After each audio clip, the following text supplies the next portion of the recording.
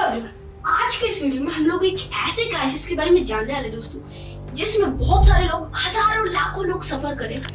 बहुत सारे लोगों की फ्लाइट्स डील हो गई, बहुत सारे लोगों की तो कैंसिल ही हो गई और अलग अलग प्रॉब्लम्स उभर के आई इंडिया के बड़े बड़े एयरपोर्ट्स के अंदर। जैसे किसी की बिजनेस अपॉइंटमेंट मिस हो गई, किसी की रिसेप्शन मिस हो गया, किसी का एग्जाम मिस हो गया, किसी की कुछ पर्सनल प्रॉब्लम है, किसी की डेड बॉडी राख जो थी उनकी वो नहीं ले पाए गंगा जी के पास।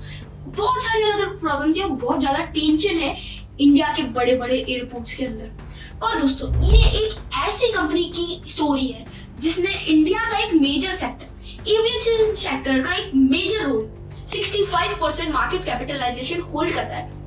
और वो 65% की वजह से इंडियन गवर्नमेंट को तक झुका के रख दिया एक ऐसी कंपनी इंडिगो ने, जो कि ब्लैकमेल कर रही है इंडियन गवर्नमेंट को और इंडिया मान चुकी है जो भी उनके ऑर्डर्स थे। दोस्तों, आज की वीडियो में जानेंगे कि कैसे जो है इंडिगो ने ब्लैकमेल किया इंडियन गवर्नमेंट को और कैसे ब्लैकमेल किया, चेन रिएक्शन क्या है, पायलट एसोसिएशन क्या बोल रहा है और इंडिगो की क्या प्रॉब्लम है और मोनोपोली साइकिल क्या है इंडिया के अंदर। कैसे ये इंडिगो तो ठीक है एविएशन सेक्टर के अंदर, पर ऐसे कौन से अलग अलग सेक्टर्स है जिसके अंदर मोनोपोली है, डुओपोली, मतलब दो लोग मोनोपोली कर रहे हैं, वो उभर के आ रहे हैं। तो दोस्तों, आज की वीडियो सब चीज डिटेल में बात करेंगे। तो चलिए स्टार्ट करते हैं आज का वीडियो। मेरा नाम है वान और मैं हूँ 11 साल का। तो दोस्तों, सबसे पहली चीज जानते हैं कि कैसे जो है ये सब चीजें प्रॉब्लम्स हुई, पर दूसरी एयरलाइंस भी तो। पर दोस्तों, दूसरी एयरलाइंस जो थी उन्होंने उल्टा कर दिया, इंडिगो के जैसे नहीं किया, उन्होंने उल्टा ही कर दिया।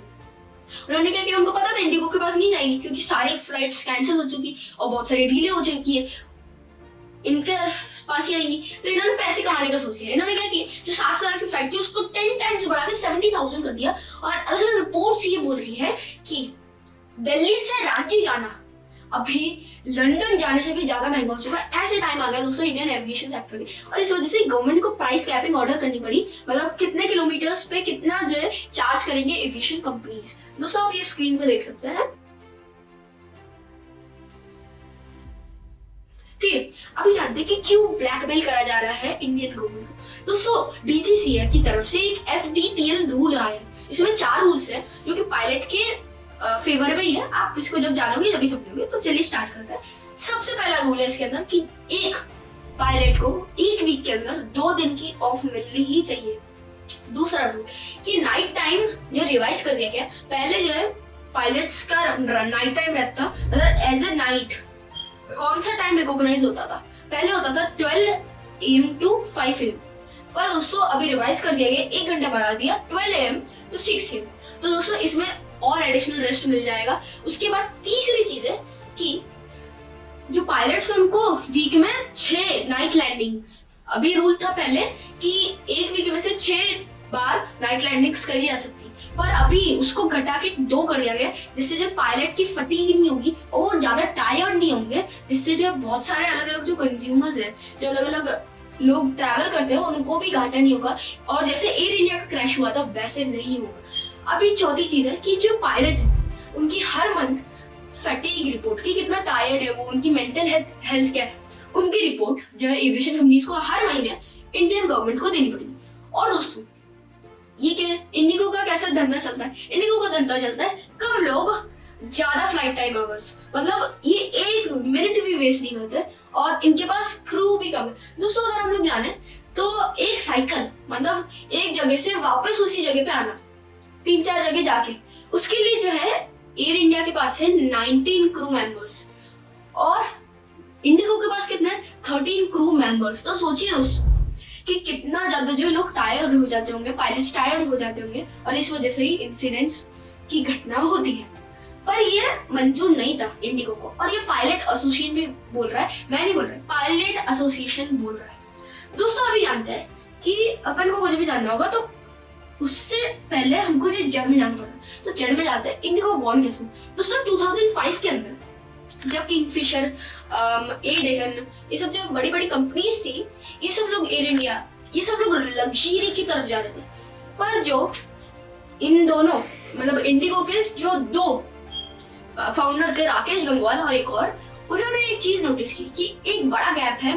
इन्होंने बोला कि हम एक मिडिल क्लास को भी फ्लाइट के अंदर बैठाएंगे, लग्जरियस फील देंगे पर कम कॉस्ट में।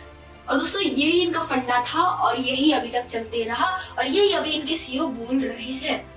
समझ रहे हो? तो दोस्तों इनका फंडामेंटली स्ट्रॉन्ग है कि कम क्रू ज्यादा फ्लाइट टाइम होगा, खत्म बात।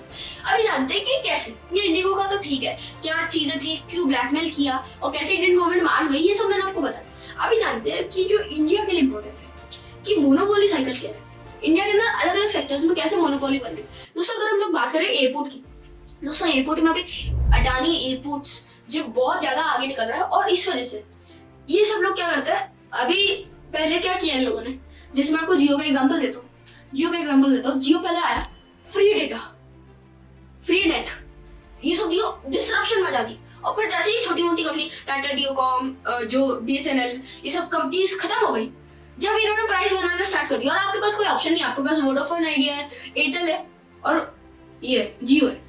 तो अभी कोई एक कंपनी बढ़ेगी, जैसे जियो ने बढ़ाया तो एयरटेल और वोडाफोन को भी बढ़ाने पड़े, तो आपके पास कोई ऑप्शन नहीं है, आपको पैसे देने ही पड़ेंगे। तो दोस्तों ये है मोनोपोली।